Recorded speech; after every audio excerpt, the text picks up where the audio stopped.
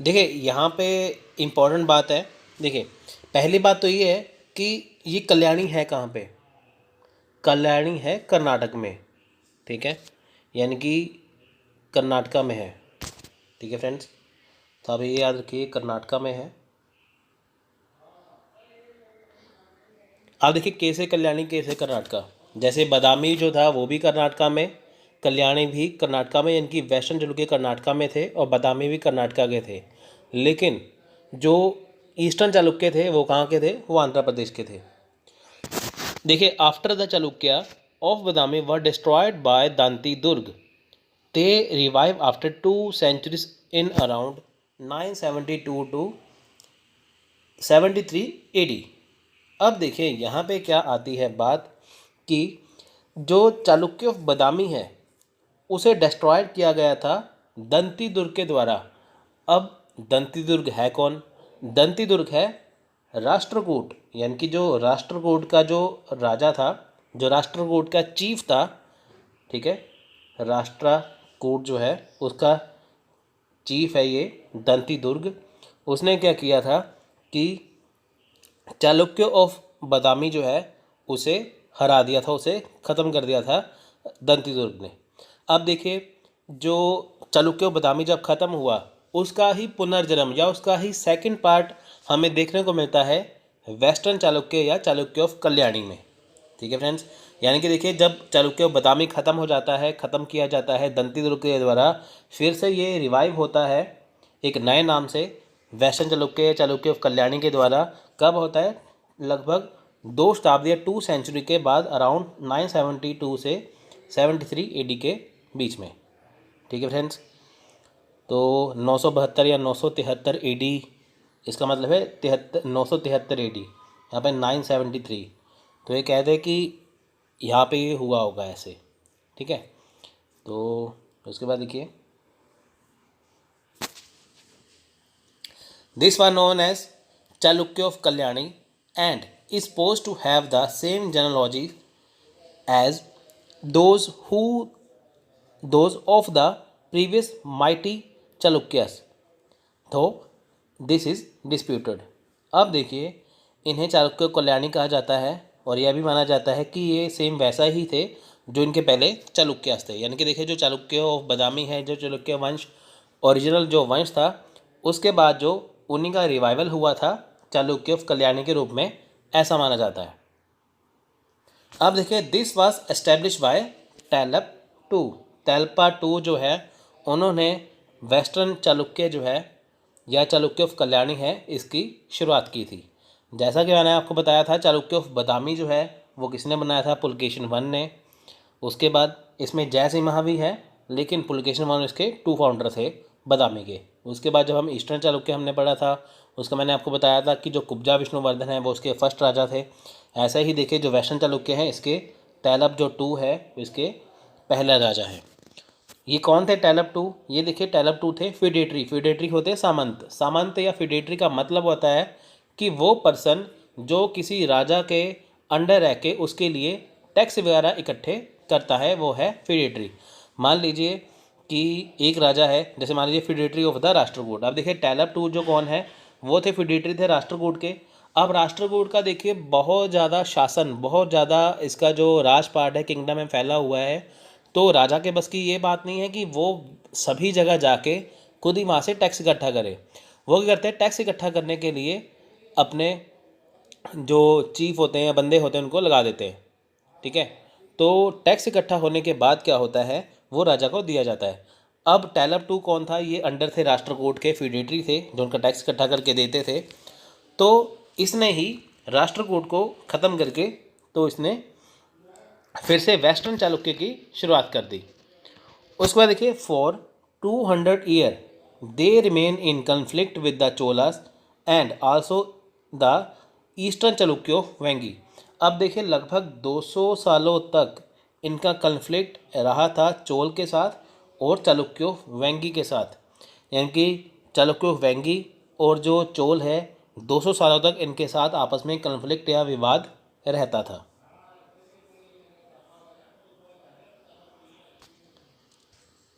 तो देखिए यहाँ पे नेक्स्ट आता है the Hoysala empire finally destroyed them in 12th century.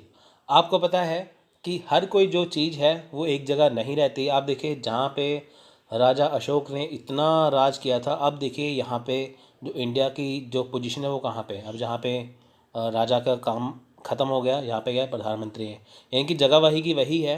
चाहे किसका बहुत ज़्यादा राजपाट रहा हो, बहुत ज़्यादा किंगडम रहा हो, उसका एंड तो होता ही है। तो यहाँ पे होयसाला एम्पायर ने क्या किया, 12th सेंचुरी में वेस्टर्न चालुक्य या चालुक्य ऑफ कल्याणी को ख़त्म कर दिया, पूरी तरह से डिस्ट्रॉयड कर दिया। The empire of Chalukya of Kalyani is also known as western Chalukya empire. अब देखिए इसे वेस्टर्न चालुक्य एम्पायर भी कहते हैं, ये तो पता ही है। The empire has a great contribution in the modern Kannada literature and Sanskrit literature. अब देखिए ये जो एम्पायर है, जो वेस्टर्न चालुक्य ऑफ कल्याणी है, इनका कन्नड़ लिटरेचर में और संस्कृत लिटरेचर में बहुत बड़ा अहम योगदान है।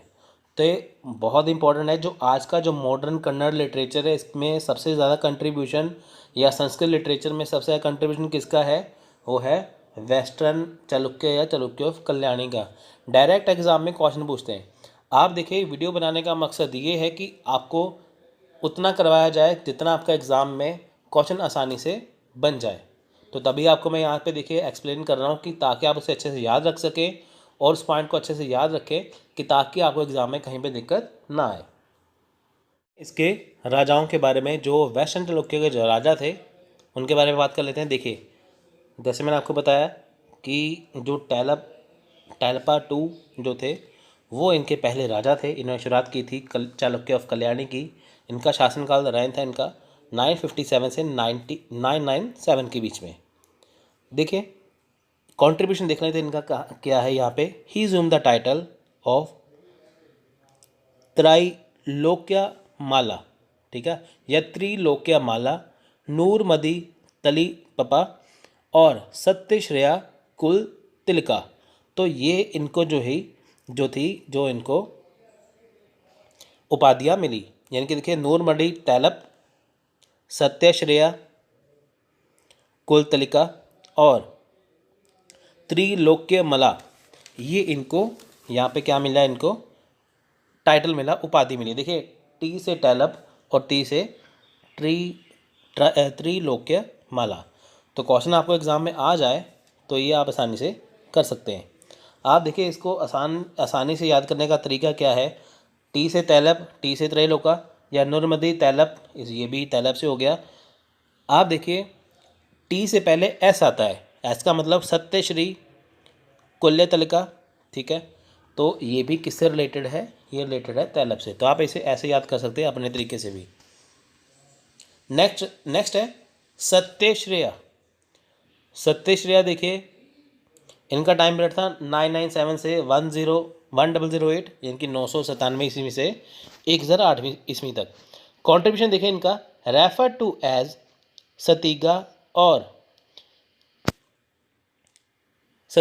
और इरीवा बेडंगा, देखिए नाम कितने हैं यहाँ पे कन्फ्यूजिंग से हैं, के रूप में सम्मानित किया गया और and assume the title of Akala Varsha, Akalankacharita और सहस भीमा के रूप में इन्हें क्या मिली, उपाधि मिली, टाइटल मिला। अब देखिए जहाँ पे बात आती है उपाधियों की, बहुत ज़्यादा इंपॉर्टेंट है। इसके नाम इतने मुश्किल हैं याद करने के लिए, तो यही एग्ज़ाम में आते हैं कि कौन से राजा को कौन सी उपाधियाँ दी हैं। तो आपको एग्ज़ाम में क्वेश्चन बोल लेते हैं एक पास एक तरफ आपको लिस्ट दे देते हैं, वो जैसे लिस्ट दे दी, यहाँ पे राजा का नाम, यहाँ पे टाइटल का नाम। तो आपको ये ढूंढना होता है कि कौन सी उपाधि किस राजा को दी गई है। तो अगर आप वो करेंगे, कैसे कर पाएंगे, अगर आप उसे अच्छे से करेंगे तो देखिए यहाँ पे ये टाइटल है, बहुत ज़्यादा इंपॉर्टेंट है। आप इनके टाइटल के नाम ये याद रखिए। उसके बाद is the great Kannada poet Ranna who compared his patron favourably to the Pandava prince Bhima for his strength and valour in his epic poem Sahaja Bhima विजय। अब देखिए यहाँ पे जो सत्यश्रेय हैं, उन्होंने देखिए जो कन्नड़ जो लिटरेचर के जो महान कवि थे जिनका नाम था राणा, तो देखिए इन्होंने उनके बारे में उनका उल्लेख करते हुए यहाँ पे उनका उल्लेख किया यहाँ पे तो देखिए जो महान कवि जो राणा थे, उन्होंने देखिए ये कहा है कि जो सत्यश्रेय जो है वो उनको वैसे संरक्षक या उनको वैसे वो फेवर करते हैं या उनको वो वैसे रखते हैं, उनको सुरक्षा प्रदान सिक्योरिटी देते हैं कि जैसे जो पांडव के जो राजकुमार थे ना भीम, आप देखिए जैसे जो भीम थे पांडव में, जैसे हम जैसे महाभारत पढ़ते हैं, महाकाव्य जो महाभारत है उसमें जो भीम है जो पांडव राजकुमार है उसकी जो तुलना की है। यानी कि देखिए जहाँ पे जो राणा है उन्होंने सत्यश्रेय की तुलना किससे की है, महाभारत के भीम से। ठीक है, उन्होंने ये बताया है कि ये ऐसे राजा है, इन्होंने भीम के जैसे उनको संरक्षण या उनको सिक्योरिटी दी है। उसके बाद देखिए ये इन्होंने कहाँ पे लिखा है, ये उनकी महाकाव्य जो कविता है, जो महाकाव्य जिसे हम कहते हैं एपिक पोएम जो है उसमें बताया, उसका नाम है सहज भीमा विजय। और उसमें देखिए सहज भीमा विजय में उन्होंने राणा ने सत्यश्रेय की ताकत के बारे में और उनकी वीरता के बारे में यानी कि स्ट्रेंथ के बारे में उनके बारे में बताया कि वो कैसे थे। नेक्स्ट है विक्रमादित्य 5 1008 से 1015। He was nephew of Satyashraya and had a very uneventful short reign. अब देखिए ये कौन थे, ये भतीजे थे सत्यश्रेय के और इनका जो टाइम पीरियड था बहुत ही छोटा था। नेक्स्ट आते हैं जय सिम्हा टू। जय सिम्हा टू देखिए कौन है, इन्हें जाना जाता है आल्सो नोन एज, ठीक है, आल्सो नोन एज जगद खमल्ला टू, जगत खमल्ला टू और मल्लिका मोड़ा के नाम से भी इन्हें जाना जाता है। देखिए इनको इन नाम से भी जाना जाता है। यूजीसी नेट का एग्ज़ाम हो या कोई भी एग्ज़ाम हो, इतना ही टफ क्वेश्चन वहाँ पे पूछते हैं। जय सिम्हा टू मतलब कि जगद खमल्ला टू, आप ये तो इजी है, ठीक है। उसके बाद आपको यहाँ पे ये भी रखना है कि मल्लिका मोड़ा के नाम से भी उनको जाना जाता है। तो क्वेश्चन एग्जाम में आपको ये पूछ सकते हैं, डायरेक्ट ऐसे ही क्वेश्चन आते हैं और ऐसे ही क्वेश्चन आएंगे, आप ये चेक कर सकते हैं प्रीवियस ईयर क्वेश्चन में भी। सो नेक्स्ट है यहाँ पे देखिए सोमेश्वर वरा वन, ठीक है। नेक्स्ट है सोमेश्वर वन। देखिए इनका जो टाइम पीरियड है वो है 1042 से 1068 तक, यानी कि 1042 से 1068 के बीच में जो इनका जो टाइम पीरियड था जो था सोमेश्वर वन का। तो देखिए आल्सो नोन एज अहावा मल्ला और त्रिलोक मल्ला, तो इनको देखिए ये भी कहा जाता है, इनको अहावा मल्ला और त्रिलोक मल्ला के नाम से भी जाना जाता है। He patronise the Kannada language scholar Shridharacharya who wrote Jatakatilaka. ये कब लिखी थी, 1049 AD में। The earliest available work on astrology in the language. अब देखिए उन्होंने कन्नड़ भाषा के जो विद्वान हैं, जो कन्नड़ भाषा के देखिए जो स्कॉलर है श्रीधराचार्य, ठीक है, जो श्रीधराचार्य हैं, जिन्होंने भाषा में देखिए जिन्होंने क्या किया था कि जो लैंग्वेज है जो देखिए जो भाषा है उसमें देखिए ज्योतिष के ऊपर जल्दी से जल्दी जो होता है ना, एक वर्क होता है जिसको कहते हैं जटाक तिलका, लिखा था, ठीक है फ्रेंड्स। यानी कि देखिए इन्होंने कन्नड़ भाषा के ऊपर क्या था, कन्नड़ भाषा के ऊपर देखिए जो महान कवि थे, जो महान जो विद्वान थे भाषा के, कन्नड़ भाषा के जो महान विद्वान थे श्री राधाचार्य, ठीक है, इनके टाइम पीरियड पे उन्होंने ये लिखा था। सोमेश्वरा टू, नेक्स्ट है सोमेश्वर टू, 1068 से 1076 के बीच में आए थे। His reign was full of civil war and conflict. देखिए इनके टाइम पे क्या था, सिविल वॉर हुई थी और बहुत ज़्यादा विवाद हुए थे आपस में। नेक्स्ट है विक्रमादित्य 6, तो देखिए यहाँ पे 1076 से 1126 यानी कि 1076 से 1126 के बीच में इनका टाइम पीरियड है। His reign is marked with the abolition of the Saka era and the start the Chalukya Vikram era. अब देखिए इनके टाइम पे क्या था, इनके टाइम पे देखिए कि इनके टाइम जो इनका टाइम पीरियड इनको जाना जाता है कि उस टाइम पे जो शक इरा है उसको हटा दिया गया था और उसकी जगह पे उन्होंने चालुक्य विक्रम इरा की शुरुआत की थी। तो क्वेश्चन आ सकता है, बताइए कि जो चालुक्य विक्रम इरा है वो किस राजा ने स्टार्ट की थी? वो है विक्रमादित्य 6। ठीक है फ्रेंड्स, ये बहुत ज़्यादा इंपॉर्टेंट है। ही ज़ूम द टाइटल परमीदेव और त्रिभुवन मला। अब देखिए इन्हें टाइटल क्या मिला है, त्रिभुवन माला या परमीदेव। अब देखिए त्रिभुवन माला का मतलब होता है कि तीनों लोकों के स्वामी। ठीक है, तीनों लोग होते हैं ना, जैसे तीन लोग हमारे कौन से, जैसे धरती आकाश पाताल, तो ये क्या है, तीनों लोग हैं। इनका स्वामी किसे बोलते हैं? त्रिभुवन माला। ये किसे मिला है? विक्रमादित्य 6 को। Vijnaneshwara the noted jurist in his court who कोट wrote Mitakshara a commentary on Yajnavalkya Smriti. अब देखें यहाँ पे क्या कि जो विजनेश्वर थे, विजनेश्वर ने क्या किया कि अपने दरबार के जो मशहूर जो मशहूर थे न्यायविद, ठीक है, न्यायविद थे, उनका नाम था मिताक्षरा, को देखिए यज्ञवल्क्य स्मृति की एक टिप्पणी लिखी है। देखिए यहाँ पे क्या था, जो इनके जो दरबार में जो थे, ठीक है, जो इनके दरबार में जो थे, विजनेश्वर ने क्या किया, अपने दरबार में जो मेन जो राइटर थे मिताक्षरा, ठीक है, तो उन्होंने क्या किया, एक स्मृति, एक आप कह सकते हैं कि एक याज्ञवल्क्य स्मृति लिखी। याज्ञवल्क्य स्मृति क्या होती है कि जैसे देखिए याज्ञवल्क्य स्मृति किसके ऊपर बेस्ड थी? ये हिंदू फैमिली लॉ के ऊपर बेस्ड थी। Next, he built the Mallikarjuna temple, the Mahadeva temple, the Kaitabheshwara temple and Kailasheshwara temple. अब देखिए मल्लिकार्जुन टेम्पल है, महादेव टेम्पल है, कैथाभेश्वर टेम्पल है और कालेश्वर टेम्पल है, इन्होंने इनका निर्माण किया था। तो ये बहुत ज़्यादा इंपॉर्टेंट है, आ सकता है एग्जाम में कि कौन सा मंदिर किसने बनवाया था। उसके बाद देखिए सोमेश्वर 3, सोमेश्वर जो 3 थे, तो इनका जो टाइम पीरियड है वो आता है 1126, यानी कि उसके बाद 1138, यानी कि 1126 से 1138, 1126 से 1138। He was noted historian, scholar and poet. अब देखिए इन्हें हिस्टोरियन, स्कॉलर और पोइट के रूप में इन्हें जाना जाता है उस टाइम के लिए।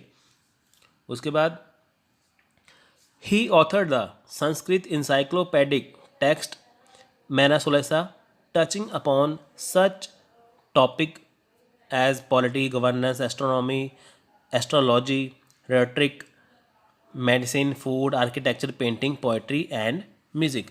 अब देखिए उन्होंने क्या किया था, उन्होंने देखिए कि एनसाइक्लोपीडिया, जैसे एक होता है ना, जैसे हम विश्वकोश कहते हैं, ठीक है, तो उन्होंने एक एनसाइक्लोपीडिया लिखा था। जैसे राजनीति है, जैसे पॉलिटिक्स है, गवर्नेंस है, एस्ट्रोनॉमी है, इसके ऊपर इन्होंने एक इंसाइक्लोपीडिया टेक्स्ट लिखा था। उसके बाद ही एज्यूम द टाइटल एज सर्वधन्य भूपा।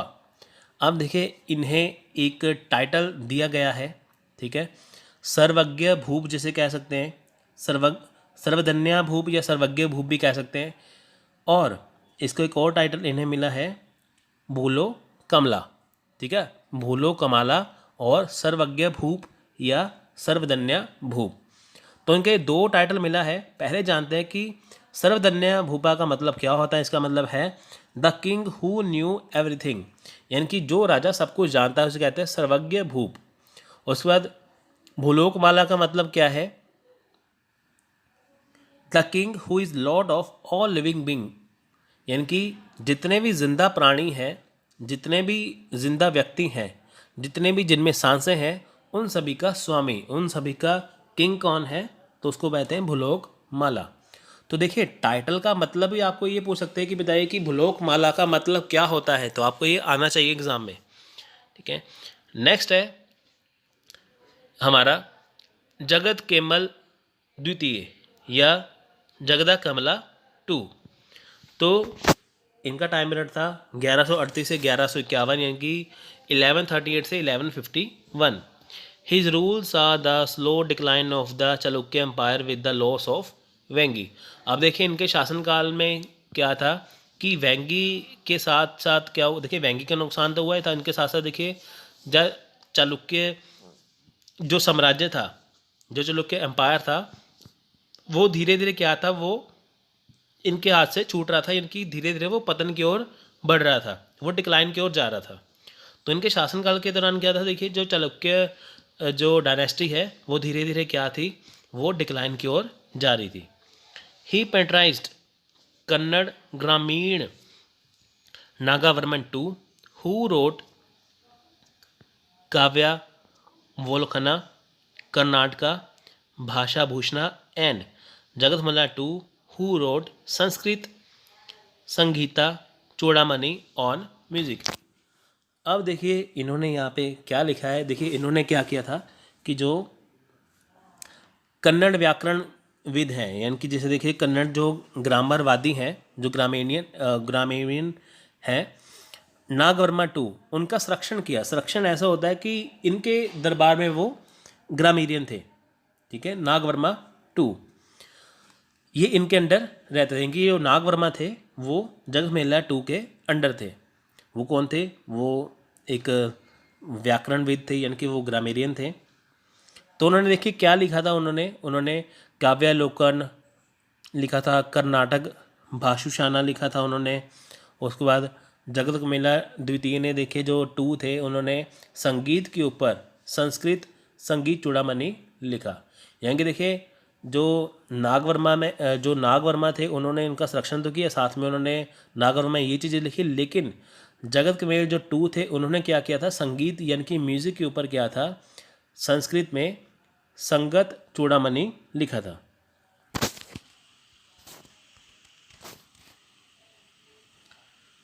तो नेक्स्ट है तेलपा थ्री। तेलपा थ्री का देखिए जो टाइम पीरियड है वो है 1151 से 1164। तो देखिए इनका कंट्रीब्यूशन भी यहाँ पे हम देख लेते हैं। His rule saw the beginning of the end of the Chalukya empire. अब देखिए जो इनका शासनकाल था, जो इनका जो शासन था, जो इनका एम्पायर था, उस टाइम पे क्या था कि चालुक्य एम्पायर का पतन होना या उसका डिक्लाइन होना स्टार्ट हो गया था।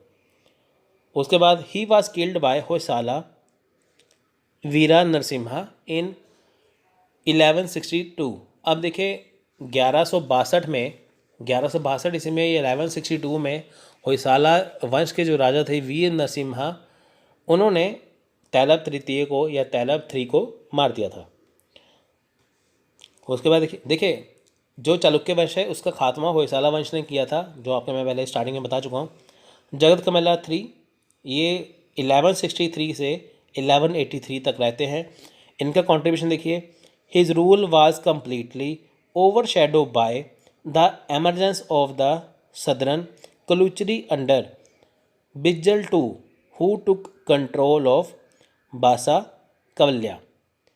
अब देखिए यहाँ पे क्या था कि जो जगत कमिल्ला थ्री के बारे में देखिए, जो इनका जो पूरा शासन था, यानी कि जो इनका पूरा जो टाइम पीरियड था, उसको पूरी तरह से देखिए जो दक्षिण का, जो साउथ इंडियन का जो कलुचरी है, वहाँ पे वो उदय होना शुरू हो गया। यानी कि देखिए दक्षिण में क्या था, कलुचरी वंश की स्टार्टिंग हो गई थी, जिसकी वजह से क्या हुआ कि ये पूरी तरह से इसके ऊपर इफ़ेक्ट पड़ा वेस्टर्न चालुक्य के ऊपर।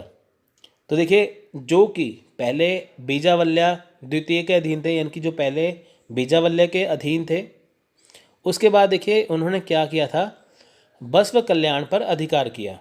अब देखिए इनका टाइम पे क्या था कि जो कलुचरी जो थे दक्षिण में, वो धीरे धीरे वो आगे बढ़ रहे थे। उन्होंने क्या किया, पहले वो बीजावल्या टू के अंडर थे, फिर बाद में उन्होंने क्या किया कि बस्व कल्याण पर उन्होंने अधिकार कर लिया।